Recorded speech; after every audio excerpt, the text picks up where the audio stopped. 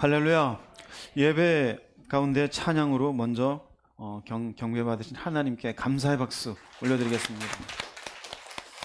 옆에 분하고 인사하겠습니다. 잘 오셨습니다. 네. 한 번 더 인사합니다. 오셨으니 잘 들으시기 바랍니다. 네. 오늘 본문 말씀 보겠습니다. 요한복음 1장 1절에서 3절 말씀 되겠습니다. 합독하시겠습니다. 태초에 말씀이 계시니라. 이 말씀이 하나님과 함께 계셨으니 이 말씀은 곧 하나님이시니라. 그가 태초에 하나님과 함께 계셨고 만물이 그로 말미암아 지은 바 되었으니 지은 것이 하나도 그가 없이는 된 것이 없느니라. 네, 저희가 그동안 히브리서 말씀의 은혜를 함께 나누었었습니다. 오늘부터는 요한복음에 대해서 같이 함께 나누고자 합니다. 마태복음부터 요한복음까지 복음서라 그러죠. 그런데 마태, 마가, 누가를 공관이라 그럽니다. 같은 관점에서 글을 썼다. 그래서 공관복음이라 마태, 마가, 누가는 사실 큰 차이가 없습니다. 그런데 요한복음은 다릅니다. 요한복음의 내용 속에는 사실은 신학자들은 얘기합니다. 공관복음의 설명서다. 요한복음을 이해하게 되어지면은 주님이 누구이신지 또 우리의 믿음이 무엇인지에 대해서 보다 분명하게 알 수 있습니다.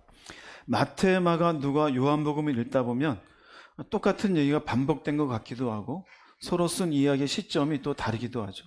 그건 어쩔 수 없습니다. 사람의 어떤 쓰는 사람의 글과 또 그 사람의 감정에 따라서 내용이 달라집니다. 우리가 오늘 교회 와서 모임을 가지고 예배를 드린 뒤에 여러분 보고 종이 한 장씩 나누어주고 오늘 하루를 글로 쓰십시오 그러면 10사람이면 10사람, 100사람, 100사람 같을까요? 다를까요? 다 달라요. 그런데 누군가가 이곳에 참석하지 않았지만 여기에 모임이 어땠는지를 알면은 한 사람 것만 읽을 것이 아니라 몇 사람 것을 취합해서 읽으면 보다 분명하게 알 수 있겠죠? 똑같습니다. 마태, 마가, 누가, 요한복음 이 모든 복음서는 관점이 다르고 결이 다르고 또 하나님의 다양한 모습에 대해서 설명하고 있습니다. 이 말씀이 여러분들의 신앙에 귀한 주초가 되어지기를 주님의 이름으로 축복합니다. 먼저 요한복음은 저작 연대가 AD 80년경 전도입니다. 이 시기가 중요한 것은 70년 정도의 예루살렘이 로마에서 정복이 됩니다. 이 이전에 마태, 마가, 누가복음은 쓰여졌습니다. 그런데 로마에 의해서 정복이 되고 난 뒤에 쓰여진 말씀이 요한복음이에요. 당시 기독교인들로서는 또 유대인들도 아니 하나님의 백성이고 하나님이 함께한 이 도시가 그리고 이 나라가 어떻게 무너질 수가 있느냐 이해가 되지 않는다. 그래서 신앙에서 이탈이 되어지고 흔들리고 있었습니다. 더구나 핍박이 되고 있는 시대였기 때문입니다. 그래서 요한복음의 주 저작 목적은 초대 예수를 믿던 그리스도인들에게 예수님은 하나님의 아들이시다. 그분을 믿자. 너희들이 믿은 바가 결단코 가벼운 것이 아니다. 그리고 요한복음을 쭉 쓰면서 그 목적을 분명하게 써놓은 것이 있습니다. 요한복음 20장 31절 말씀 읽어보겠습니다. 오직 이것을 기록함은 너희로 예수께서 하나님의 아들 그리스도이심을 믿게 하려 함이요 또 너희로 믿고 그 이름을 힘입어 생명을 얻게 하려 함이니라. 너희로 누구를 믿게 하려고요? 예수 그리스도이심을, 하나님의 아들 예수. 그럼 물어볼게요. 너희는 예수 믿는 사람이에요? 안 믿는 사람이에요? 근데 또 뭐하러 하나님의 아들 그리스도이심을 믿게 하려 할까요? 왜 그럴까요? 조금 전에 얘기했죠. 지금 나라가 일종의 망했어요. 흔들리고 있는 사람들이에요. 예수를 믿었었는데 어떻게 되고 있어요? 모양만 내고 있어요. 첫 번째 의미는 뭐냐면요. 정말로 믿는 그리스도인이 되어라요. 모양만이 아니에요. 그 다음 목적이 뭡니까? 너희로 믿고 그 이름을 힘입어 생명을 얻게 하려 함이니라. 두 번째는 그 이름을 힘입어 생명을 얻는다는 의미는 생명을 향해서 살아라입니다. 이들이 바라보는 건 잃어버린 예루살렘 땅을 바라보고 있어요. 로마의 압제를 생각해요. 자신들의 인생에 내가 예수 믿어서 특별한 어려움, 이 어려움을 내가 왜 당해야 될까? 이렇게 살아도 될까라고 하고 있을 때 정말로 믿는 그리스도인이 되어서 생명을 얻는, 생명을 향하는 인생이 되어라. 그러려면 어떻게 될까요? 그냥 됩니까? 이러려면 그리스도가 누구인지 알아야 되는 거예요. 그래서 쓰여진 책이 요한 복음이 되어집니다. 자, 그런데 문제는 오늘날 우리 기독교인들도 입으로는 예수를 많이 얘기해요. 예수를 안다고 얘기해요. 근데 이 땅의 성도들의 문제도 무엇인 것 같아요? 예수를 참으로 믿지 않아요. 알아요. 어딘가에 종교가 뭡니까? 기독교 써요. 같이 종교적인 토론을 하면 얼마든지 토론할 수 있어요. 그런데 문제는 뭡니까? 생명을 향해서 살지를 않아요.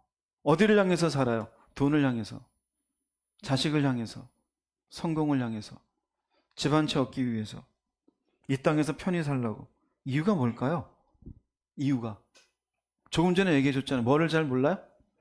그리스도가 누군지 잘 몰라요. 어떻게 알고 있을까요? 그냥 머릿속에 나 위에 그냥 죽으신 분. 내가 제대로 믿으려면요, 그리스도가 누구시며 무슨 일을 하셨으며 도대체 이분을 통해서 나에게 무슨 일이 생기는지 알아야 되는 거예요. 이게 확실하게 깨달아지게 되어지면요, 참으로 믿는 자가 되어져요. 정말로 믿는다고요. 정말로 믿는 사람은요, 생명을 향해서 가요. 가짜로 믿는 사람은요, 맛이 안 나요. 어떤 맛이 안 날까요? 믿는 맛이 안 나요. 그 믿는 맛의 맛이 무엇일까요? 생명이에요. 야, 이 사람은 생명을 향해서 가는구나. 입으로 나 믿는다가 아니에요. 그렇게 하려면은요, 그리스도가 누구시며 무슨 일을 했으며 내가 이를 믿는 것으로 인해 나한테 도대체 무슨 일이 생겼는지 알아야 됩니다. 그러므로 요한이 요한복음을 쓰면서 초대교회 그리스도인들에게, 흔들리는 그리스도인들에게 예수가 누구인지를 알려주기 위해서 썼던 이 말씀은 이 시대 우리에게도 필요한 말씀이 될까요? 안 될까요? 필요한 말씀이 되어져요. 교회 안에 보면은요, 참 그리스도인은 죄송하지만 30%도 안 돼요. 제가 넓게 잡아서 30%예요. 나머지 70%는요, 입으로는 전부, 겉으로는 기독교인이에요. 내용은 다 달라요. 주님의 음성 교회 있는 성도님들은 참된 기독교인이 되기를 주의 이름으로 축복합니다. 왜 안 됐느냐? 사실은 무엇을 몰라서 그렇다고요? 그리스도를 몰라서 그래요. 여러분들이 예수가 누구인지 혹시라도 이 자리에 서면은 한 5분 얘기할 수 있겠어요? 자신 있는 분. 5분도 안 돼요. 1분 얘기할 수 있겠어요? 그분이 누군지? 1분도 안 될 거요? 30초 얘기하면 끝나지 않을까요? 마이크 드리면? 그만큼 내가 아는 주님에 대한 이해가 빈약한 거예요. 이미 성경에 호세아서 4장 6절에 하나님이 뭐라고 탄식하셨냐면요, 이 백성이 지식이 없으므로 망하는도다. 아는 게 없어요. 믿는다는데 뭐를 믿는지도 몰라요. 그러면 교회는 왜 나왔고 왜 믿는다라고 되었을까요? 혹시라도 이러고 나면 잘 될까 봐요. 여러 가지가 잘 돼요. 사는 동안 그래도 이분이 나를 도와주지 않을까. 내 자식 돈 버는 일에, 내가 사는 일에. 또 하나는 혹시 이러고 살면 혹시 알아? 진짜로 천국이 있어서 가게 될지. 이해되세요? 제가 여기 갖다 붙였습니다. 혹시. 이게 참 믿음이에요? 가짜 믿음이에요. 가짜 믿음이에요. 저는 안 가봤는데 홍콩에 가면 가짜 백이 많대요. 중국 가도 가짜 백이 많대요. 그걸 왜 살까요? 혹시 알아? 사람들이 뭘로 믿어줄지? 진짜라고 믿어줄지. 그런데 나는 들고 다니면서 나는 알아요, 몰라요? 알아요. 신앙이 똑같아요. 자기가 알아요. 나는 확실하지 않다. 정직하게 자신을 돌아보십시오. 요한복음을 통해 여러분들이 확실한 믿음 가운데 살아가시기를 정말 주의 이름으로 부탁을 드립니다. 요한복음 1장의 1절은 여러분 잘 아시는 말씀에 태초에 무엇이 계시니라? 말씀에 계시니라. 이 말씀이 누구와 함께 계셨어요? 하나님과. 이 말씀은 누구시니라? 하나님이죠. 재밌습니다. 1장 1절은 세 문장으로 딱 되어 있습니다. 한 문장이 아니에요. 세 문장이. 이 세 문장 모두 각각이 예수가 누구인지를 설명합니다. 먼저는 처음 선포되는, 생각해 보세요. 요한이 요한복음을 예수가 누구인지를 설명하라는데 처음에 무엇으로 시작할까? 예전에 우리가 손편지 많이 썼잖아요. 쓸 때 처음 서두 무엇이라고 할까? 물론 부모님 하면 군대 있을 땐 부모님 전상서 썼어요. 그럼 외워서 하는 거고. 처음 서두가 신경 쓰이지 않습니까? 요한이 그랬어요. 그런데 기도하는 거는 첫 마디를 뭐라고 썼느냐? 예수님은 말씀이시다요. 예수님은 말씀이시다. 요한복음 1장 1절을 다시 한번 읽어보겠습니다. 태초에 말씀이 계시니라. 이 말씀이 하나님과 함께 계셨으니 이 말씀은 곧 하나님이시니라. 위대한 선언입니다. 태초에 말씀이 계시니라. 이 태초는요, 웅진영진은 아르케라 그럽니다. 시작이란 말이고 출발이란 말이에요. 이 말의 의미는요, 특별한 시점이 아니에요. 그러면 몇 년 전이냐? 1억 년 전이냐? 3억 년 전이냐? 그런 시점이 아니에요. 시간을 초월해요. 3억 년도 아니고 30억 년도 아니에요. 100만 년도 아니에요. 시간을 초월하는 하나님의 영원성을 나타내는 용어로 태초를 쓴 거예요. 왜 태초란 용어를 썼냐면요, 언어라는 것은 인간의 경험과 의식을 표현하는 거예요. 그런데 인간은 영원성이 없어요. 하나님의 영원성을 표현하려고 사람들에게 알리려니까 태초란 용어를 썼을 뿐이에요. 그래서 영원성을 나타내요. 즉 예수님은 과거 어느 시점이 아닌 계속해서 존재해 오셨다라는 분이에요. 그래서 그분은 태초에 계셨어요. 근데 여기에 하나가 더 계십니다. 태초에 영원히 계신 그분이 뭐라고 표현이 되어 있어요? 말씀이 계시니라 그래요. 이제 이게 중요합니다. 말씀이 예수님이라고 표현되지 않고 말씀이에요. 말씀이라는 것은 로고스라 그래요. 이건 말이고 이성인데 원래 이 말은 헬라 철학, 그리스 철학이에요. 그리스 철학에서는 이 로고스를 사물의 배후에 있는 질서를 나타내는 것을 얘기해요. 눈에 보이는 세상이 있으면 이 속에 있는 질서를 나타내는 말이 이게 이성이다. 이 이성을 가지고 말로 표현하는 게 지혜라고 얘기했어요. 그걸 소피아라 그래요. 지혜라 그래요. 이것을 로고스라 그랬어요. 왜 이렇게 굳이 얘기했냐면요, 요한이 요한복음을 쓰면서 헬라의 철학에 그리스 문화에 젖어 있는 사람들에게 이 로고스를 통해서 예수님을 설명하기 위해서 사용한 것이 단순히 유대인들에게 얘기한 것이 아니에요. 즉 이 말을 통해서 첫 번째 요한은 말씀을 천지 만물을 지으신 하나님의 뜻의 표현으로 사용했어요. 잘 생각해 보세요. 하나님의 뜻이 있어요. 이걸 표현했어요. 헬라 철학의 사물의 배후에 있는 질서를 하나님의 뜻으로 생각한 거예요. 이 뜻이 말씀에 의해서 표현이 된 거지. 자, 이게 무슨 말이냐면요, 설명해 드릴게요. 말씀은 하나님의 생각이, 지혜가 밖으로 표현됐어요. 그 말씀을 통해 세상을 만드셨고 그 말씀 자체가 누구입니까? 예수님이셔요. 하나님이 마음에 품고 계신 생각이 말씀에 의해서 표현됐는데 이 말씀이 예수님이세요. 이거 어려운 얘기입니다. 제가 한 달 뒤에 물어볼 겁니다. 야외에 가서 물어봐야겠네. 가서 나눔 누가 저랑 할지 모르겠지만 제가 물어보겠습니다. 로고스를 왜 썼느냐? 로고스가 뭐예요? 저기 엎드려 계세요. 그렇게. 하나님의 생각과 계획과 창조의 도구가 무엇이었어요? 말씀이에요. 우리가 얘기하잖아요. 하나님은 말씀으로 창조하셨다고. 창조의 도구에. 그런데 이 말씀이 누구시라고요? 이 말씀이 예수님이셔요. 할렐루야. 믿어지면 아멘 하시기 바랍니다. 자, 어렵습니다, 이거. 자, 말씀 볼게요. 창세기 1장 3절 말씀 읽어보겠습니다. 하나님이 이르시되 빛이 있으라 하시니 빛이 있었고. 하나님이 말씀하셨어요. 빛이 있으라. 빛이 있으라. 자, 하나님의 마음 가운데 계획의 뜻이 빛이 있으라는 무엇으로 나왔어요? 말씀으로 나왔어요. 그러니까 어떻게 됩니까? 빛이 있게 되어져요. 창세기 1장 11절 읽어보겠습니다. 하나님이 이르시되 땅은 풀과 씨 맺는 채소와 각기 종류대로 씨 가진 열매 맺는 나무를 내라 하시니 그대로 되어. 네, 말씀 자체는 이 계획을 갖고 있었던 게 아니에요. 이 계획은 누가 갖고 계셨어요? 하나님이 갖고 계신 계획이 말씀에 의해서 어떻게 됐어요? 표현된 거예요. 그 표현되어진 말씀이 누구시라고요? 예수님이. 한나 조금만 참자. 졸린 거 힘들지? 나가서 커피 마시고 와. 너 평생 살아도 이거 어디 가서 못 들어.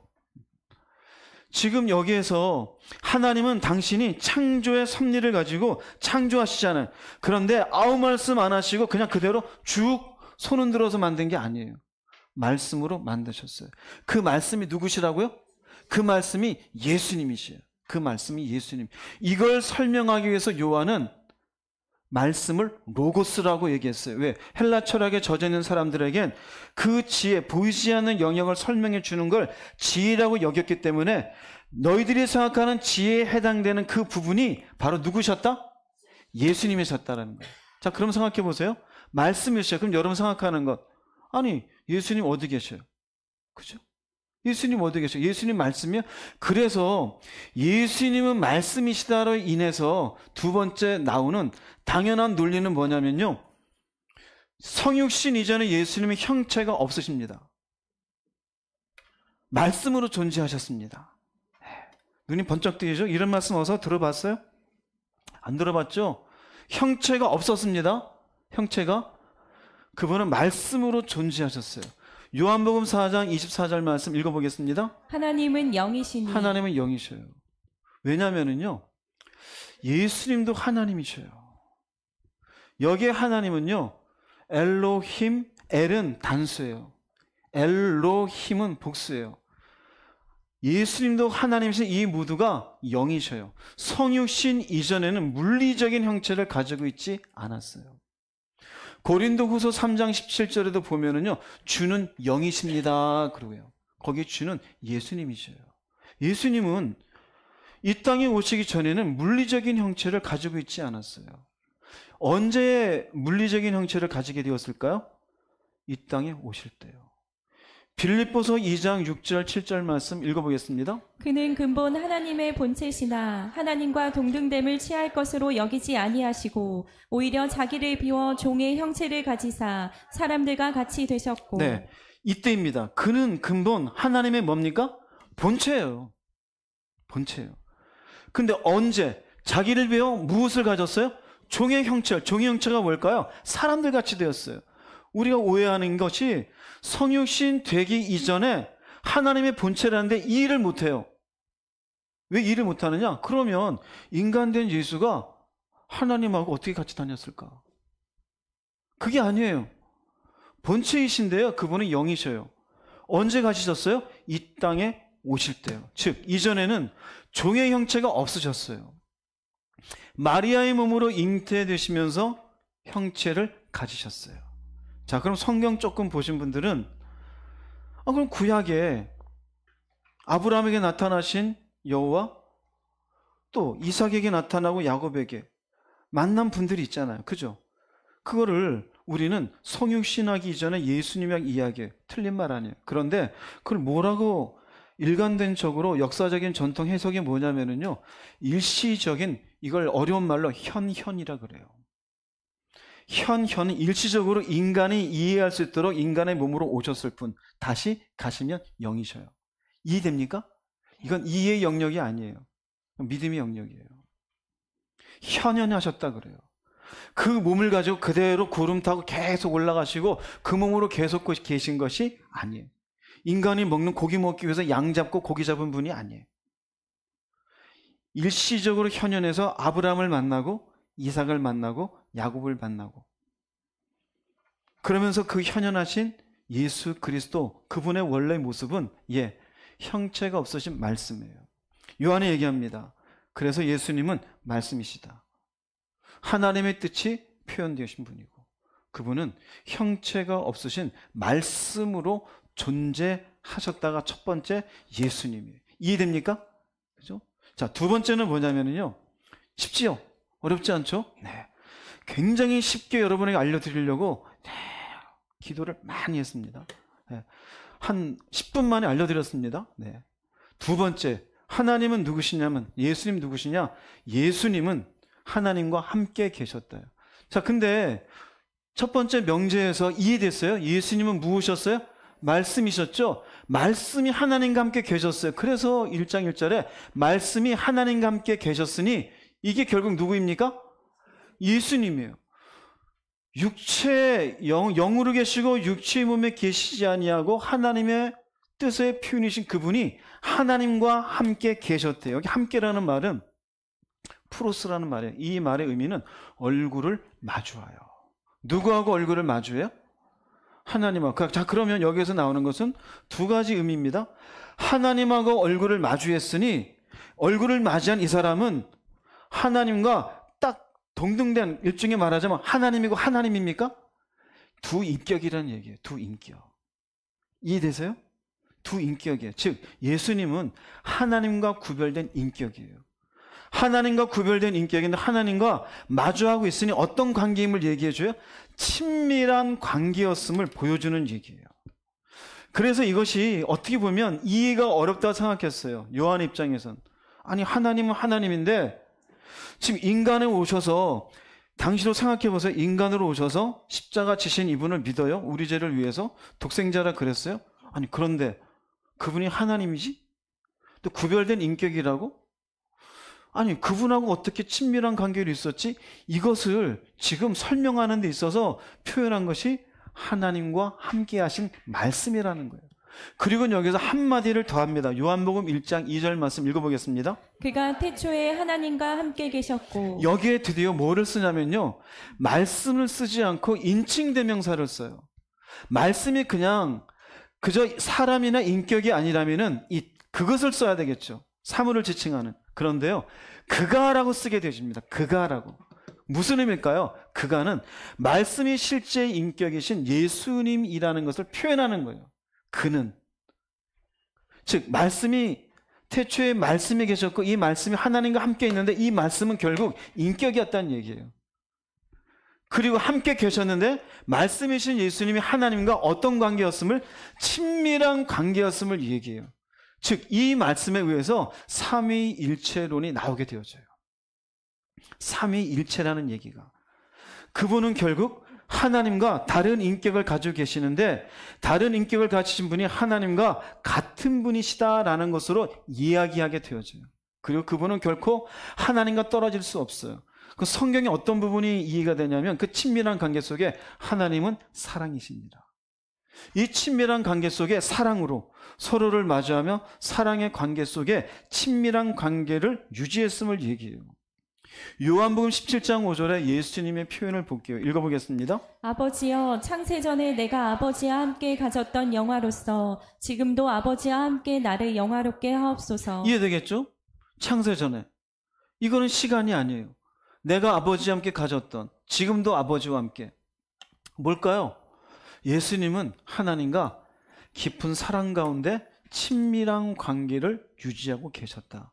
예수님은 누구실까? 예수님은 하나님과 함께 계신 분이시다. 굳이 이렇게 표현하는 것은 당시의 사람들에게 유일신이라고 하는 것은 굉장히 믿기 어려운 거였어요. 당시 로마인들만 하더라도 그들은 그냥 다신이에요, 다신. 지나가다가 높은 나무만 있어도 야, 여기 뭐가 있겠지. 여러분들 로마에 가면은 그 파르테논 신전이라고 있잖아요, 이탈리아에. 그 신전 자체가요, 그 파테온인가요? 거기 보면은 온갖 신돌이 만신전이라 그래요. 로마의 그 지배하는 원칙 중에 하나가 뭐냐면은요, 지배한 땅에 가서 지배당한 그 민족들이 섬기는 신을 인정해 주어요. 인정해 주는데 여기에 시저는 그 위에 있는 신으로 받아들여라요. 이게 통치 방법이었어요.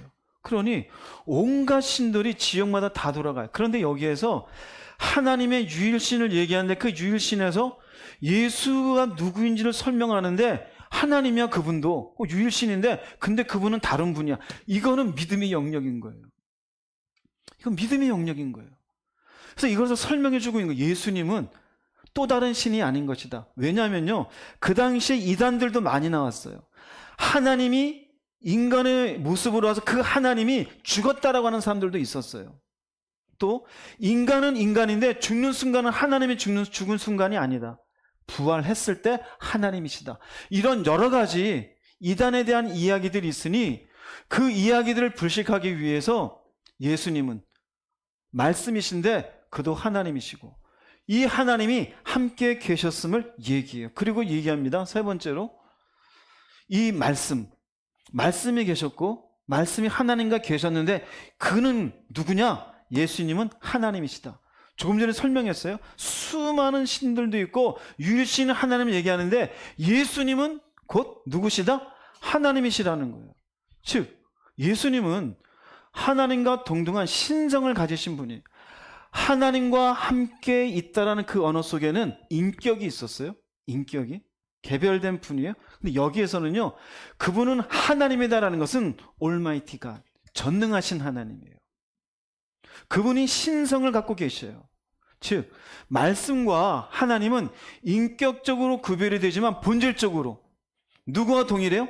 하나님과 동일해요. 그분의 능력, 그분의 하시는 일, 그분의 주권, 그분의 모든 것들이 누구에게도 동일하겠어요? 예수님에게도 있어요. 즉 예수님은 단순한 인간이나 피조물이 아니에요. 본질상 하나님이심이며 영원 전부터 존재하신 참 하나님이시다 이거예요. 이 말의 의미는 뭐냐면요, 유대인들이 가지고 있는 유일신 그들이 섬겼던 하나님, 갑자기 예수님이 나타났잖아요. 이 예수님도 하나님이다 이것은. 플러스 에드에서 믿어야 되는 거예요. 이걸 믿게 하기 위해서 보여주는 거예요. 그러면 창조하신, 살리신 모든 것들을 주관하신 하나님, 이분도 가능하냐? 가능하다 이거예요. 가능하다. 먼저 창세기 1장 26절 볼게요. 창세기 1장 26절 읽어보겠습니다. 하나님이 이르시되 우리의 형상을 따라 우리의 모양대로 우리가 사람을 만들고. 그들에겐 얘기해요. 하나님인데 왜 우리라고 했을까? 그죠? 우리는 단수입니까? 복수입니까? 복수예요. 혼자입니까? 여럿입니까? 그럼 여기에 여럿에 하나님이 이르시되 우리의 형상을 따라 우리의 모양대로 우리가 우리는 복수라면 여기에 예수님이 포함이 됩니까? 안 됩니까? 근데 포함이 되신 이 하나님이 1장 26절이잖아요. 그 앞에는 이미 6일째까지 모든 것들이 다 만들어졌어요. 그 만들어진 창조의 속에 하나님의 능력은 있지만 그 안에 예수의 능력도 있을까 없을까요? 있어요. 그래서 여러분, 제가 쓰진 않았지만 복음서에 보면은 예수님이 바람을 명해요. 바람이 순종해야 안 해요? 사람들이 그래요. 저자가 누구길래 바람이 순종하는가 그래요. 왜 그럴까요? 그분은 하나님이셔요. 바람을 만드신 분이에요. 풍랑이 있어요. 그 풍랑을 걸어요. 야, 저분이 누구이신가 또 놀래요. 그 풍랑을 누가 만들었어요? 예, 주님이 만들었어요. 귀신 들어간 귀신을 나가라 하고 나가요. 병든 자, 눈먼 자, 예수님 말씀만 하시면 눈이 열리게 되어지고 문둥병이 깨끗해졌어요. 심지어는 죽은 나사로 보고 나사로야 일어나라. 달리다금 그냥 야이로의 딸 일어나라. 일어나요 그냥. 왜 그럴까요? 왜 그럴까요? 그분이 누구셔요? 그분은 하나님이셔요. 즉 예수님은 하나님과 동일한 능력을 가지신 신성을 가지신 분이시다 이거예요. 할렐루야. 중요합니다. 그래서 창세기 1장 보세요. 태초에 무엇이 계시다?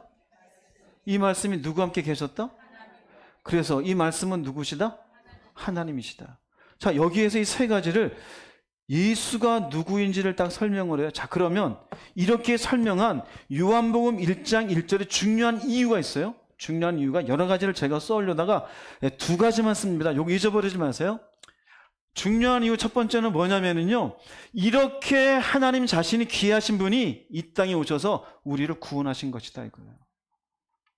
할렐루야. 원래는 형체가 없으신 분인데 나 때문에 형체를 입은 거예요. 종의 형체를. 그분은 하나님의 뜻이 표현된 분이에요. 그분은 그냥 하나님이에요. 그런데 나를 구원하기 위해서 이 귀하신 하나님이 이 땅에 오신 게 구원 사건이에요. 이것이 요한복음 1장 1절의 중요한 이유예요. 흔들리고 있는 백성들에게, 믿음이 서지 못한 백성들에게 그분이 누군지 아느냐? 하나님이다. 뭐 하기 위해서? 널 살리기 위해서요. 마태복음 1장 21절 읽어보겠습니다. 아들을 낳으리니 이름을 예수라 하라. 이는 그가 자기 백성을 그들의 죄에서 구원할 자이심이라 하니라. 이때 예수라는 이름을 가지게 되어져요. 우리가 예수님 하잖아요. 이전에 예수의 이름이 있어요 없어요? 구약에? 하나도 없어요. 하나도 없어요. 그분을 예수라고 칭하지 않았어요. 일시적으로 현현한 그 예수께서도 여호와라고 지칭이 되어지고 있어요. 하나님으로. 이때 예수예요. 왜 예수라 그럴까요? 백성을 죄에서 구원하기 위해서, 죄에서 구원하려면은 죄값을 치러야 되고, 죄값을 치르려면은 피를 흘려야 되고, 피를 흘리려면 피 있는 인간의 모습으로 오셨어야 돼요. 그 죄값을 치르는 과정 가운데 누가 포함된 겁니까? 내가 포함되어져 있는 거예요. 내가 포함되어져 있는 거예요. 그 이전에는 형체를 가지고 계신 분이 아니었어요. 그냥 그대로 하나님의 본체로 편안하게 계셔도 되는 분이었어요. 빌립보서 2장 6절 8절 말씀 읽어보겠습니다. 그는 근본 하나님의 본체시나 하나님과 동등됨을 취할 것으로 여기지 아니하시고 오히려 자기를 비워 종의 형체를 가지사 사람들과 같이 되셨고 사람의 모양으로 나타나사 자기를 낮추시고 죽기까지 복종하셨으니 곧 십자가에 죽으심이라. 하나님의 본체잖아요. 안 내려와도 돼요? 안 내려오면 사람의 모양, 종의 형체를 가지는 게 있다 없다? 없어요. 그런데 왜 오셨어요? 왜 십자가에 죽어요? 뭐 하시려고요? 구원하려고요. 그래서 뭐라고 표현됐냐면요, 자기를 비워요. 자기를 낮추신 거예요. 비우고 낮추신 거예요. 안 오셔도 되는데. 이해됩니까? 무슨 말인지? 나라는 사람을 살리시기 위해요. 우리는 구원을 10원에서 1원 모자른 걸로 생각해요. 무슨 말이냐? 아주 가볍게 여긴다 이거예요. 그리고는 나 구원 받았대요. 그 구원을 이루기 위해서는 하나님은 자신을 비워 본체이신데 인간의 모양을 입으시려고 억지로 내려오신 분이에요. 자기를 비우시고. 그리고 마침내 어떻게 합니까? 인간의 모습으로 그 처참한 십자가에서 누구를 위해 죽으신 거예요? 나를 위해 죽으신 거예요. 그러므로 요한복음 1장 1절에 태초에 말씀이 있었고 이 말씀이 하나님인 것을 얘기하는 1장 1절을 듣는 자들에게 너희들이 믿는 그 예수의 죽으심으로 인한 그 구원의 은혜가 얼마나 귀한지 알라라는 거예요. 그러므로 흔들리는 믿음의 사람이 되지 말고 참으로 믿는 자가 되라는 거예요. 할렐루야. 여러분이 그렇게 되시기 바랍니다. 그냥 어줍지 않게 나 구원 받았네, 구원이 아니에요. 우리를 구원하기 위해 이름을 입으시고 인간의 몸으로 오시고 종의 형체를 가지시고 완전히 자기를 낮추시자 십자가에 죽으신 분이 바로 예수님이다라는 거예요. 이걸 바로 요한복음 1장 1절에서 사람들에게 알기 위해서 쓴 겁니다. 두 번째는 하나님의 뜻이 어디에 표현되었어요? 말씀에 표현되었죠. 그죠? 그러면 인간은 어디에 순종해야 되는 거예요? 말씀에 순종해야 된다는 거예요. 그래서 여러분들 나중에 요한복음을 보면은요, 말씀에 대한 얼마나 귀한 말씀이신지 쭉 설명해요. 내가 생명의 떡이다. 결국은 말씀을 얘기해요. 물과 무엇으로 거듭나지 아니하면? 성령으로 거듭나지 않으면 그 물이 무엇을 얘기해요? 말씀을 의미해요. 말씀을 귀하게 여겨요. 왜 그럴까요? 그분은 말씀이셨으니. 형체를 입기 전에 하나님의 표현이잖아요. 그러면 인간은 하나님에 의해서 이 땅에 만들어졌고 살고 있는 존재인이 피조물이잖아요. 그럼 피조물은 누구 말을 들어야 될까요? 만드신 자의 말을 들어야죠. 만드신 자의. 할렐루야. 여러분들 핸드폰 다 들고 있잖아요. 근데 여기 만든 사람이 이렇게 사용하세요 라고 하는 것을 다 썼어요? 안 썼어요? 뭐 읽적으로 보지도 않았겠지만 우리가 이걸 고장내는 주 이유는 뭘까요? 이렇게 쓰세요 하는 데를 안 쓰니까 그렇잖아요. 안 쓰니까. 인간이 고장나는 이유가 뭘까요? 하나님이 우리를 만드셨는데 말씀대로 자신을 안 쓰니까 그런 거예요. 왜 아담과 하와가 죄를 지어 에덴 동산에 쫓겨나게 되었을까요? 하나님이 이렇게 하라는 대로 그렇게 만들어줬는데 그렇게 안 살아서 그런 거예요. 예수님이 이 땅에 오셨잖아요. 그리고는 우리 죄를 위해서 죽었잖아요. 얼마나 귀하신 분이. 그럼 그런 말씀을 준 이유는 무엇일까요?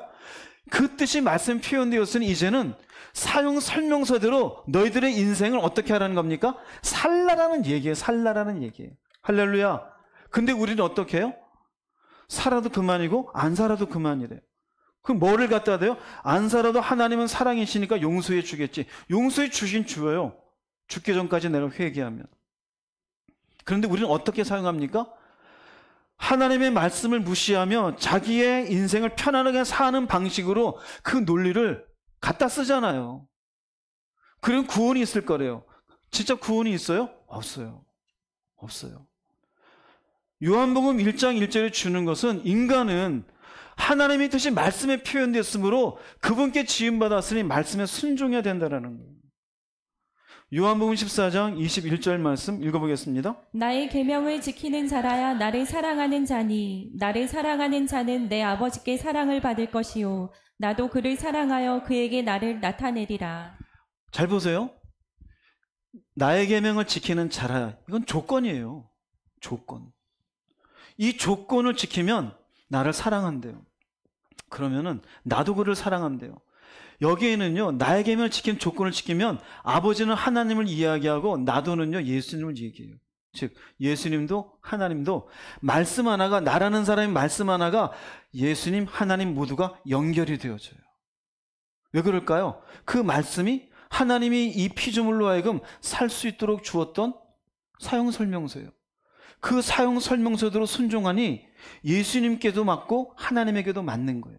즉, 말씀에 순종하는 사람이 주를 사랑하는 자, 이런 사람을 하나님이 사랑한다. 왜요? 하나님이 그렇게 살라라고 말씀을 주었으니까. 이해됩니까? 무슨 말인지? 마태복음 5장 18절 말씀 읽어보겠습니다. 진실로 너희에게 이르노니 천지가 없어지기 전에는 율법의 1.1획도 결코 없어지지 아니하고 다 이루리라.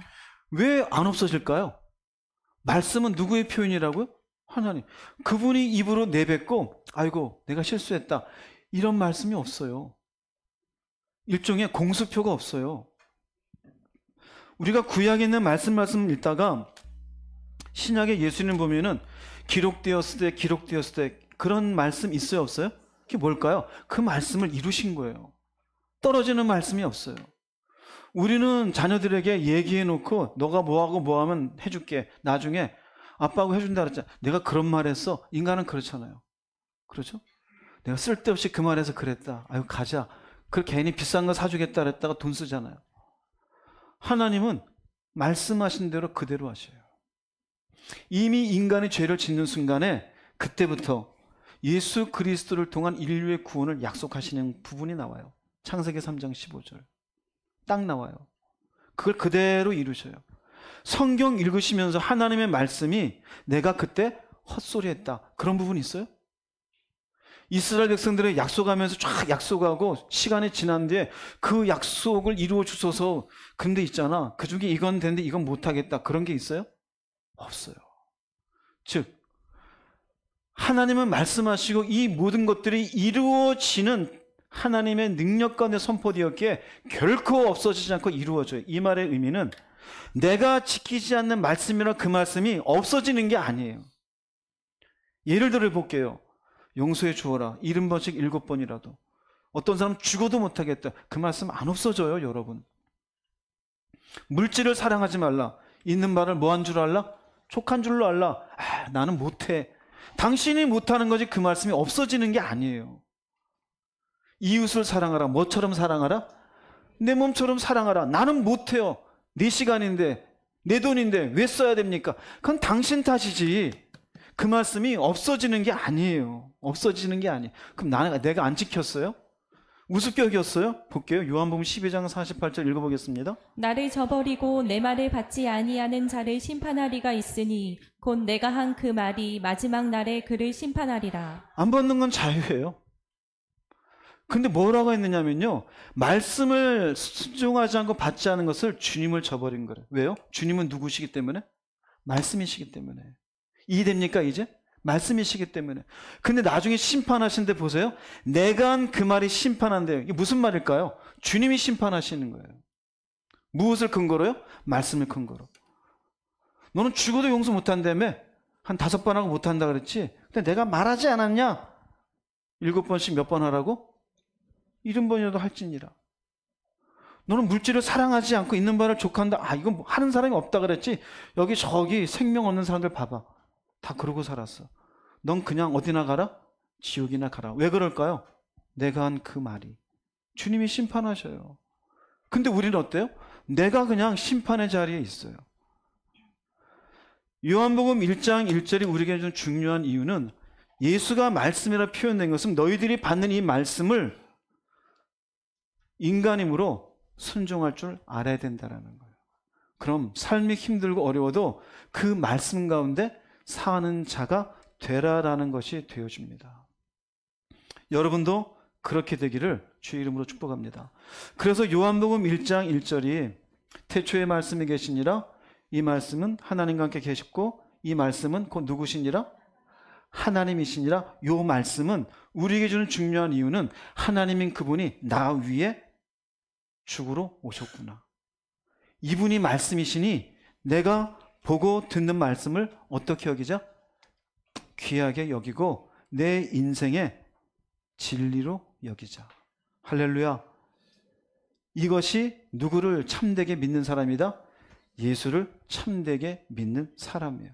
바꿔서 말해서 이렇게 믿지 않냐고 나 기독교인이에요 라고 살고 있다면 이 사람은 예수를 믿기는 믿는다고 말은 하지만 참으로 믿는 사람이라고 말할 수 있을까요? 말할 수 없어요. 그냥 교회 다닌 사람이에요.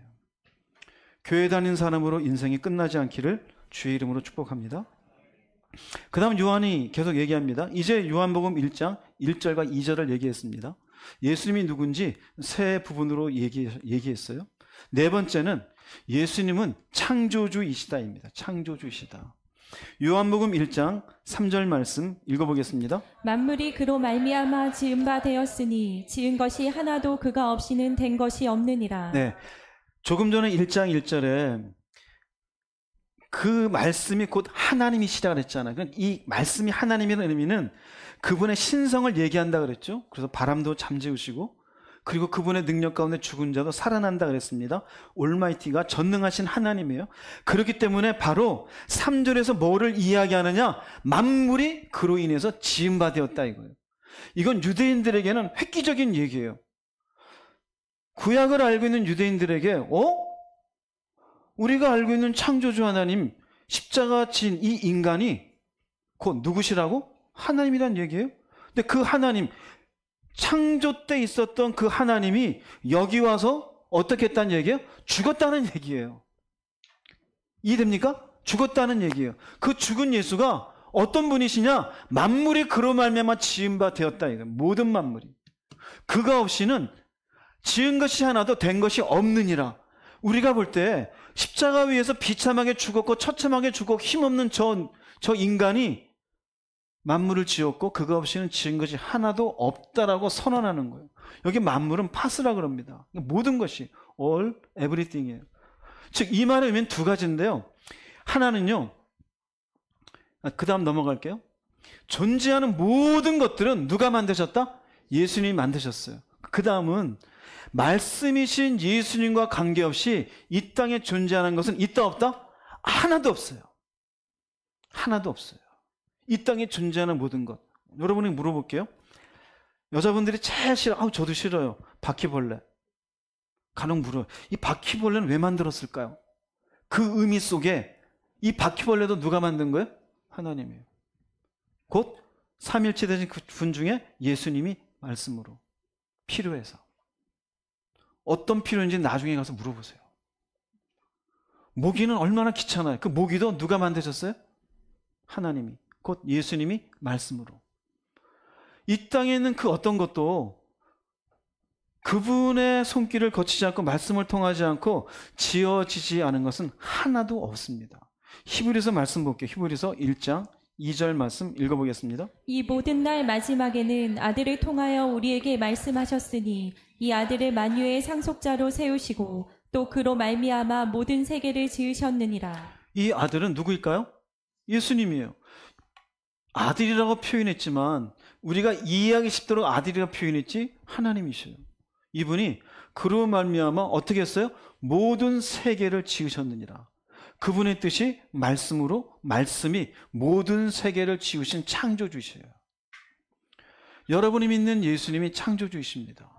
또한 이 창조주 되시는 분이 모든 인간 한 명 한 명을 이 땅 가운데 태어나도록 창조의 섭리로 역사하신 줄 믿으시기 바랍니다. 예레미야 1장 4절 5절 말씀 읽어보겠습니다. 여호와의 말씀이 내게 임하니라. 이르시되 내가 너를 모태에 짓기 전에 너를 알았고 내가 배에서 나오기 전에 너를 성별하였고 너를 여러 나라의 선지자로 세웠노라 하시기로. 재밌습니다. 너를 모태, 예레미야에게 말합니다. 모태에 짓기 전에라는 의미는 뭘까요? 모태에 짓기 전에라는 의미는 어른들이시니까 어머니와 아버지가 합방하기 이전에 이미 알았어요. 그 의미는 합방한 뒤에 수많은 정자 가운데 어떤 정자를 이 난자와 합치시켜서 너를 태어나게 할지를 누가 주관하신 거예요? 하나님이 주관하신 거예요. 할렐루야. 이미 그 전에 알았어요. 배에서 나오기 전에 이미 너를 성별화했어요. 남자와 여자로. 그리고 하나님의 일꾼을 준비했어요. 이게 뭘까요? 예수님이 하신 거예요. 예수님은 창조주이십니다. 할렐루야.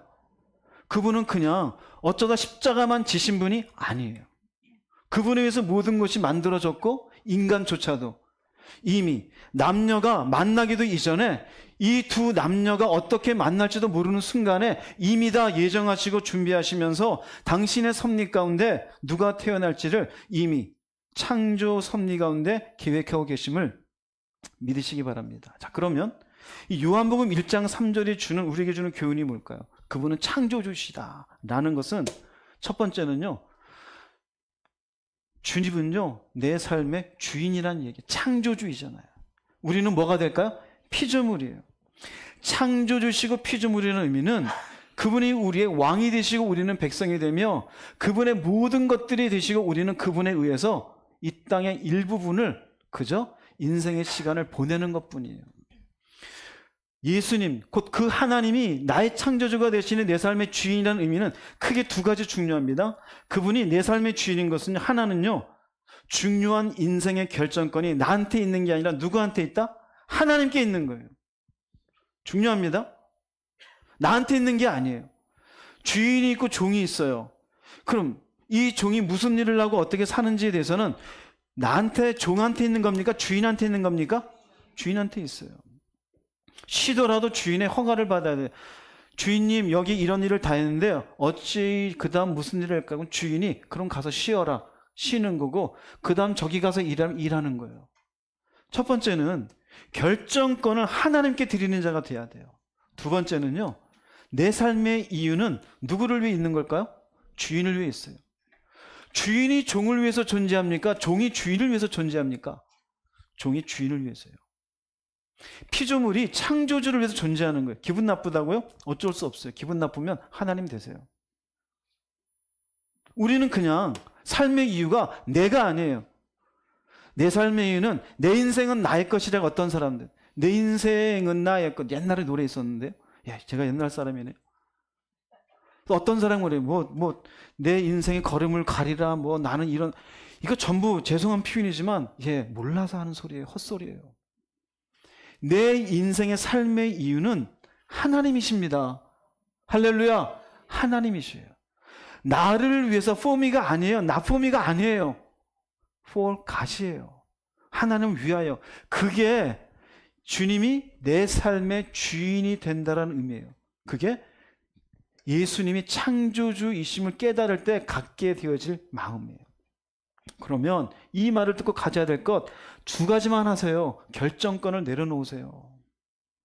내 삶의 이유는 주님을 위해서, 하나님을 있다는 걸 깨달으세요. 할렐루야. 이게 안 되잖아요. 그러니까 올바른 믿음의 사람으로 못 사는 거예요.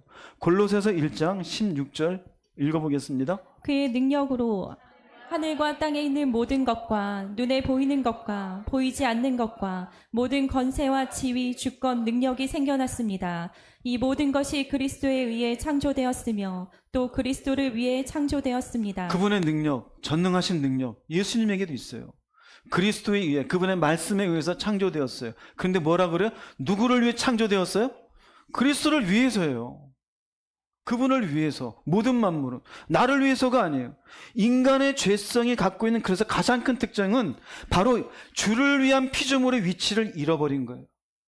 그리고는 자기를 위한 인생으로 하나님의 자리에 올라간 게 죄의 특징이 되어져요.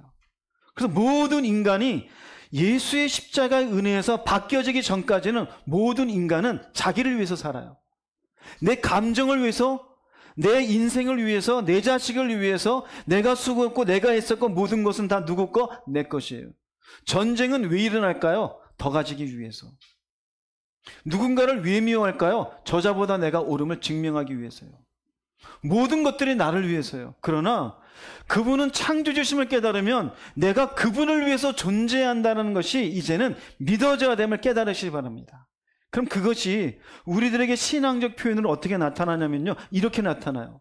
로마서 14장 8절 말씀 읽어보겠습니다. 우리가 살아도 주를 위하여 살고 죽어도 주를 위하여 죽나니 그러므로 사나 죽으나 우리가 주의 것이로다. 고린도전서 10장 31절입니다. 그런즉 너희가 먹든지 마시든지 무엇을 하든지 다 하나님의 영광을 위하여 하라. 이해되시겠죠? 살아도 누구를 위해서요? 죽어도 누구를 위해서요? 그럼 먹든지 마시든지 무엇을 하든지 누구를 위해서요? 이것이 예수님이 창조주시다, 주님이 창조주이심을 믿는 자의 삶의 모습이에요. 이게 여러분들의 중요한 정체성이 돼야 돼요.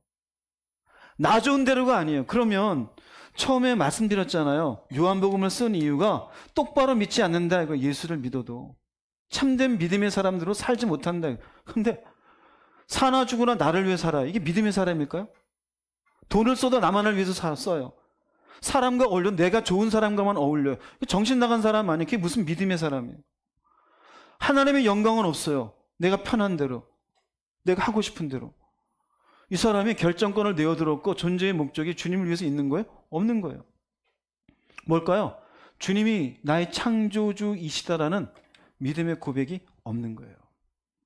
요한복음 1장 3절에서는 엄연하게 선포합니다. 모든 만물은 그로 말미암아 지은 바 되었다. 그가 만들지 아니하곤 이 땅에 존재한 건 하나도 없다. 우리도 그 안에 포함되는 것 깨달으시기 바랍니다. 두 번째로 이 요한복음 1장 3절이 우리에게 주는 중요한 이유는 인간은 우연한 존재가 아니에요. 사람들이요, 삶이 혼란하고 어려움 가운데 있으면 어떤 생각을 가지냐면, 내가 이 집에 왜 태어났을까? 난 재수 없는 사람이야. 나는 이렇게 해봐야 사람들에게 참 무가치한 사람이야. 그런데요, 조금 전에 예레미야서 1장 봤잖아요. 이미 내가 만들어지기도 전에 그분은 생각하셨어요. 가치 가운데 생각했을까요? 아무 목적이 없으신데 나를 태어나게 하실까요? 아니에요. 내가 우연한 존재가 아니다라는 것은요, 결국 이것을 믿음으로 말미암아 나의 자존감의 한 부분으로 자리 잡는 거예요. 대개의 인간의 자존감은 나는 못 배웠어, 대학을 못 갔어, 나는 못 살아, 나는 성공한 적이 없어, 저 사람보다 못생겼어, 키가 작아, 나는 이렇고 이걸로 자존감을 세우려고 그래요. 근데 우리의 자존감은 그게 아니야. 나는 우연히 태어난 존재가 아니다라요. 하나님의 계획 속에, 하나님의 생각 속에 이 땅에 태어난 존귀한 자란 사실을 믿으시기 바랍니다. 귀한 거예요. 욥이라는 사람이요, 하나님께 큰 시험을 받잖아요. 자식도 죽었어요. 그리고 몸에 병도 들었어요. 재산도 다 날아갔어요. 욥기서를 읽다 보면 욥이 어떤 말을 하냐면요, 내가 태어난 날을 저주하노라 그래요. 내가 태어난 날을. 내가 태어났을 때 그 태어남을 놓고 노래했던 사람들 그 소리 듣기도 싫다 그래요. 내가 왜 태어났냐 이거예요. 그런데 나중에 시간이 점점 지나가면서 욥이 깨닫는 게 있어요. 욥기서 31장 15절 말씀 읽어보겠습니다. 나를 태속에 만드시니가 그도 만들지 아니하셨느냐? 우리를 뱃속에 지으시니가 한 분이 아니시냐? 여기 나는 욥이에요. 그도 뭐냐면요, 욥의 종들이에요. 욥의 종들도 욥을 놓고 뭔가 안 좋은 얘기들 했던 거예요. 우리를 너나 나나 우연히 태어났겠느냐, 그런 얘기예요. 재수 없는 인간으로 태어났겠냐 이거예요. 너나 나나 하나님의 섭리 가운데 태어난 동일한 하나님의 사람들이다라는 얘기예요. 우리 똑같아요. 우리가 가진 사람도 있고 못 가진 사람도 있어요. 이쁜 사람도 있고 조금 모자랄 수도 있어요. 부잣집에 태어난 사람도 있고 가난한 집에 태어난 사람도 있어요. 그러나 하나님 보실 때는 똑같이 소중한 사람들임을 깨달으십시오. 우리는 세상에 있는 가치를 가지고 자기가 어떤 사람인지를 증명하려고 그래요. 그러나 믿음 안에서 여러분을 증명할 수 있기를 주의 이름으로 축복합니다. 가진 것과 아무 관계 없어요. 나는 우연한 존재가 아니에요. 시편의 말씀을 볼게요. 139편 13, 14절 읽어보겠습니다. 주께서 내 내장을 지으시며 나의 모태에서 나를 만드셨나이다. 내가 주께 감사하옴은 나를 지으심이 심히 기묘하심이라. 이사야 49장 1절도 읽겠습니다. 섬들아 내게 들으라. 먼 곳 백성들아 귀를 기울이라. 여호와께서 태에서부터 나를 부르셨고 내 어머니의 복중에서부터 내 이름을 기억하셨으며. 네, 주께서 내 내장을 지었다고 해서 여러분들 여기 창자를 만들어 이게 아니라요. 우리 표현이 그런데 우리의 신체 장기들을 얘기해요. 신장, 간, 폐들을 얘기해요. 주께서 지었대요. 모태에서 나를 만들었대요. 이런 나를 지으심이 심히 뭐하다? 기묘하다, 신기하다. 뭡니까? 창조주예요. 내가 우연한 존재예요? 하나님이 지으셨는데. 심지어 이사야 말씀에는요, 여호와께서 태에서부터 부르셨고 내 어머니의 복중에서부터 무엇을 기억했어요? 내 이름을 기억했어요. 혹시 여러분에게 물어볼게요. 여러분이 하나님이 까먹을까 봐 본인의 이름을 알려드린 사람이 있습니까? 기도하다 아시죠? 제가 흥직이에요. 그런 분 있어요?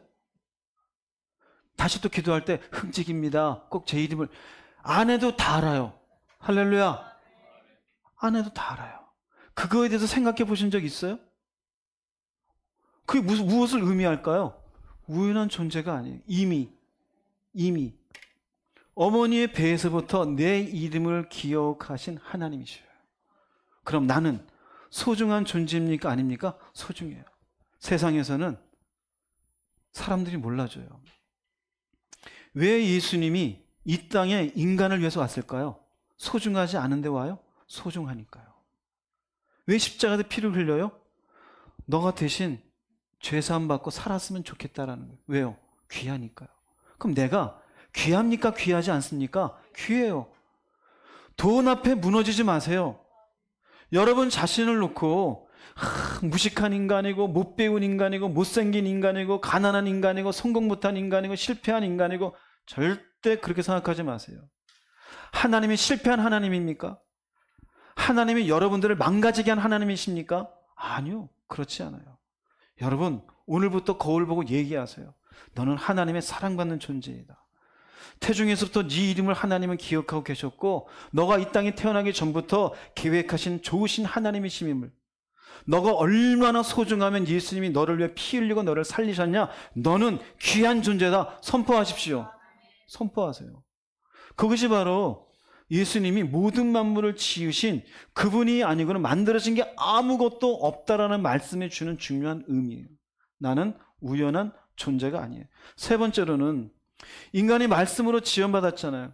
예수님은 말씀이시니까 그분이 지음받았잖아요. 그러므로 인간의 문제는 어디에서 해결될까요? 말씀 안에서 해결돼요. 우리는 돈이 없으면 사람을 찾아요. 물론 아프면 병원도 가야 돼요. 병원도 하나님이 발견케 한 하나님의 섭리예요. 근데 우리는 자꾸 하나님이 아닌 다른 것들로 해요. 여러분들이 아까 설명 가운데 있는데요. 핸드폰이 고장났어요. 사용 설명서들을 안 썼어요. 그러면 사용 설명서 안에 있는 사용대로 내가 쓰게 되면 이게 다시 망가질까요? 안 망가질까요? 안 망가져요. 똑같습니다. 그분이 우리를 예수 안에서 새롭게 했으니 새롭게 된 나는 그분의 말씀 안에서 내 인생을 올바르게 쓰게 되면 고장난 인생이 회복이 되어져요. 하나님의 말씀이 있기 전에 창세기 보면은요, 온갖 혼돈이에요. 창세기 1장 2절 3절 말씀 읽어보겠습니다. 땅이 혼돈하고 공허하며 흑암이 깊음 위에 있고 하나님의 영은 수면 위에 운행하시니라. 하나님이 이르시되 빛이 있으라 하시니 빛이 있었고. 하나님의 말씀이 있기 전의 상태는요, 혼돈이에요, 공허해요, 흑암이에요. 질서가 없어요. 그런데요, 말씀이 있어요, 빛이 있게 되어져요. 하늘이 만들어져요. 땅이 드러나게 되어져요. 즉 무엇이 그렇게 한 게 된 겁니까? 말씀이에요. 말씀이에요. 혼란과 무질서의 상태가 말씀으로 혼란이 질서의 상태로 만들어져요. 질서의 상태로 만들어져요. 이 혼란을 케오스라 그래요. 이 질서를 코스모스라 그래요. 코스모스는 우주라고 돼요. 우주는 질서예요. 누가 만드신 거예요? 하나님이 말씀으로 만드신 거예요. 자, 인간이 그래요? 죄 가운데 있을 때 인간은요, 혼돈의 상태예요. 공허한 상태예요. 내가 어디에서 왔는지, 무엇을 하는지, 어디로 가는지도 몰라요. 그저 오늘 먹고 마시고 놀면 인생인 줄 알아요. 내가 남들보다 좀 더 쓸만한 시간이 있고 건강이 있고 돈이 있으면 이게 인생인 줄 알아요. 그런데 막상 평안은 없어요. 기쁨도 없어요. 삶의 행복이 뭔지도 몰라요. 행복의 정의도 몰라요. 그게 우리 인간이에요. 그런데요, 그 허물어진 인간에게 말씀이 임하게 되어지면 우리의 삶의 불안, 우리의 삶의 염려, 우리의 삶에 헝클어진 것들이 회복되어지게 됨을 깨달으시기 바랍니다. 이거를 분명히 기억하세요. 교회를 다니면서도 인간은 자꾸 자신의 회복을 위해서 돈을 찾아다녀요. 사람을 찾아다녀요. 아니요. 여러분 가운데도 그런 분 계실 거예요. 인생이 어려울 때 진짜 말씀 가운데 은혜를 받고 보니 삶의 문제가 해결되더라. 그걸 경험하신 분 크게 아멘 해주세요. 맞네요. 맞네요. 왜 그럴까요? 인간은 말씀으로 지음받았기 때문에요. 그 말씀에서 벗어나 뭐가 될까요? 혼란이에요. 공허해요. 돈은 벌어놨는데 막 애썼어요. 누가 썼는지 몰라요. 나는 못 쓰는데. 나는 옷 하나 사는 것도 겨우 사고 신발도 겨우 사고 막 해놨는데 어느 날 갑자기 문제 생겨서 갑자기 어머니가 야 1,000만 원만 보내줘. 아이고 날라가요. 그 다음 또 열심히 모아요. 애가 아파서 병원 가니까 병원비에 이것저것 하다 보면 또 돈이 500 날라가요. 아이고 뭘까요? 내 인생은 뭘까? 없어요. 기껏 모아놓은 게 그렇게 모으고 없어지고 그렇게 살아오지 않았어요? 그런데요, 말씀 안에 있잖아요. 벌든지 못 벌든지 주님이 얘기해요. 있어야 될 것 다 아느니라. 먹어야 될 것, 입어야 될 것. 그런데 너희는 먼저잖아요. 그의 나라 의를 구하래요. 말씀 안에 있으면 희한해요. 회복이 되어져요. 평안이 있어요. 문제가 풀려요. 나를 싫어하던 사람이 웃기 시작해요. 아프던 부위가 점점점 괜찮아지기도 해요. 왜 그럴까요? 그분이 말씀으로 나를 지었으니 인간의 문제는 말씀 안에서 해결되어져요. 성경이 우리에게 여기에 중요한 인사이트를 주는 부분이 있는데요. 구약의 이스라엘 백성들이 하나님의 마음을 너무나 진노하게 해서 나라가 망해버려요. 그래서 바벨론의 포로가 되어져요.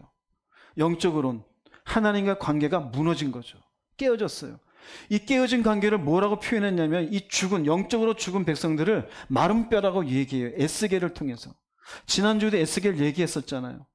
포로로 끌려가 있던 그곳에 일했던 선지자. 하나님은 얘기해요. 그들은 마른 뼈들이다. 죽은 자들이다 이거예요. 하나님과 떠났으니. 근데 이런 말씀이 있습니다. 에스겔 37장 3절 4절 읽어보겠습니다. 그가 내게 이르시되 인자야 이 뼈들이 능히 살 수 있겠느냐 하시기로 내가 대답하되 주 여호와여 주께서 아시나이다.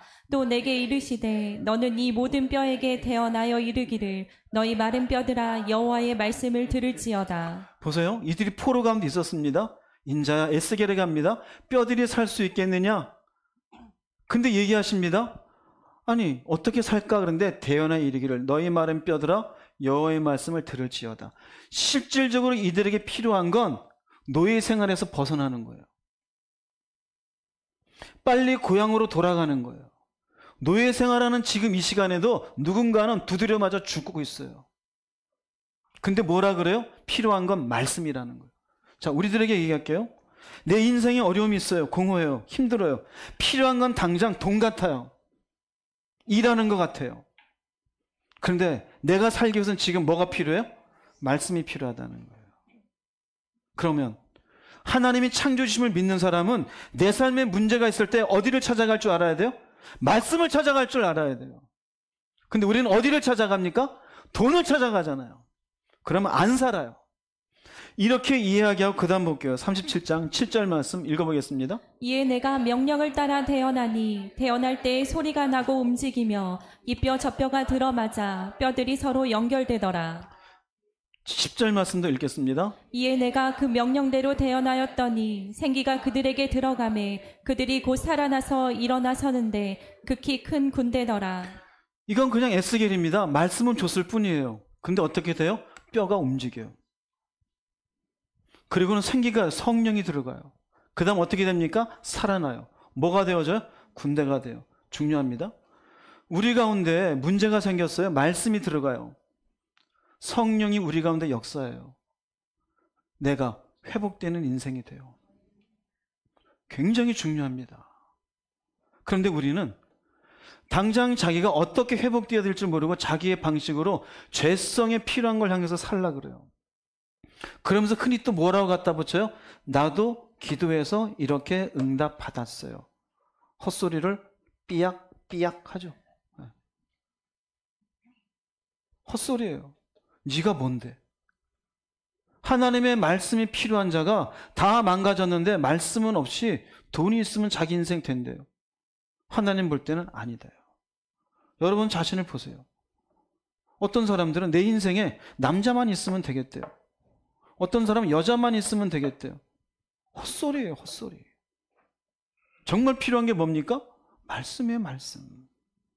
예수님이 이 땅에 오시는 모습을 누가복음 4장 이렇게 얘기해요. 누가복음 4장 18절 말씀 읽어보겠습니다. 주의 성령이 내게 임하셨으니 이는 가난한 자에게 복음을 전하게 하시려고 내게 기름을 부으시고 나를 보내사 포로된 자에게 자유를 눈먼 자에게 다시 보게 함을 전파하며 눌린 자를 자유롭게 하고. 예수님은 오셔서 성령이 임했고 오셨어요. 자, 그러면 뭐 하냐면요. 포로됐어요. 눈이 멀었어요. 눌렸어요. 얼마나 혼돈하고 공허한 자들입니까? 근데 이들에게 뭘 줍니까? 복음을 전하게 하시려고. 전한다는 건 뭐예요? 듣고 회복시켜 주는 거예요. 로마서 10장 17절에 믿음은 무엇으로 난다? 들음에서 나면 들음은 그리스도의 말씀으로 어떻게 된다? 말미암느니라. 들어야 되는 거예요. 여러분들이 예수의 십자가를 눈으로 봤습니까? 안 봤잖아요. 그럼 무엇으로 믿습니까? 말씀으로요. 여러분의 인생에 수많은 문제가 있잖아요. 여러분은 계산해요. 내가 말씀 듣는 것과 내 지금 가정의 문제, 내 직장의 문제가 뭔 관계 있을까? 없는 것 같죠? 관계 있어요. 왜 그럴까요? 모든 것들은 하나님의 손에 있어요. 전능하신 하나님. 이스라엘 백성들이 포로가 되었는데 나라를 다시 회복했어요? 안 했어요? 지금도 회복해서 큰 소리 치잖아요.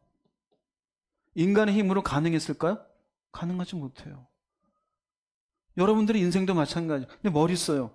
이 문제는 이렇게 해야 돼. 그게 헛소리를 모아가는 거라고요? 삐약삐약. 뿅아리예요, 뿅아리. 하나님의 말씀에 가까이 오십시오. 그러면 여러분들에게 자유가 생겨요. 앞을 봐요.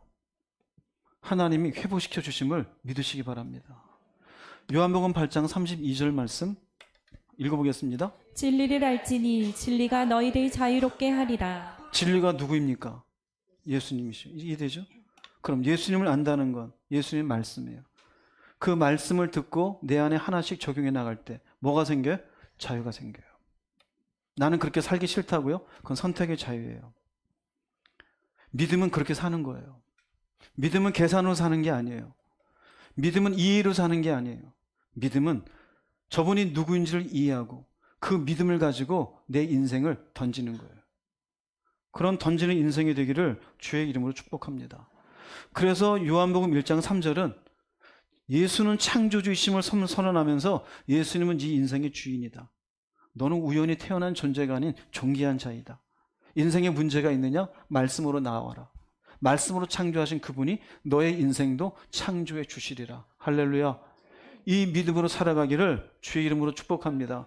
결론을 내리겠습니다. 요한복음 1장 1절 3절 다시 한번 읽어보겠습니다. 태초에 말씀이 계시니라. 이 말씀이 하나님과 함께 계셨으니 이 말씀은 곧 하나님이시니라. 그가 태초에 하나님과 함께 계셨고 만물이 그로 말미암아 지은 바 되었으니 지은 것이 하나도 그가 없이는 된 것이 없느니라. 이 말씀 외우세요. 이제 말씀이 좀 이해가 되시죠? 눈에 들어옵니까? 안 들어옵니까? 들어오죠? 세 부분이에요. 주님은 말씀이셔요. 그 예수님 하나님과 함께 계셨어요. 그분은 하나님이에요. 그는 강조입니다. 2절은 그가 인격을 얘기합니다. 그리고 얘기합니다. 이 3절은 여기에 대한 말씀입니다. 전능하신 하나님, 신성을 가지신 하나님이 만물을 지었어요. 그분이 아니고는 만들어진 건 아무것도 없어요. 나라는 사람을 포함해서. 그러니 나는 그분을 주인으로 삼고 살아야겠죠. 결정권을 내드리세요. 그분을 목적 삼아 살아가십시오. 말씀으로 만들었으니 여러분들의 문제가 생겼을 때 말씀으로 가는 게 해결점이에요. 이걸 제발 알았으면 좋겠어요. 제발. 맛을 본 사람은 알아요. 이거구나. 뛰어내려본 사람은 뛰어내리다가 말씀으로 하나님 하시는 걸 알아요.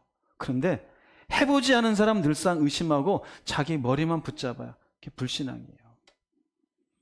예수를 믿으십니까? 잘 믿으시기를 주의 이름으로 축복합니다. 왜 제대로 못 믿을까요? 예수님이 누구인지를 몰라서 못 믿는다 그랬습니다. 이 말씀 굉장히 중요합니다. 여러분 설교 한 번 듣지 마시고 2번, 3번 더 들으셔서 여러분 마음에 도장 찍듯이 잘 새기는 말씀이 되기를 주의 이름으로 축복합니다. 기도하시겠습니다. 말씀 생각하시면서 주님 한번 부르시고 통성으로 기도하겠습니다.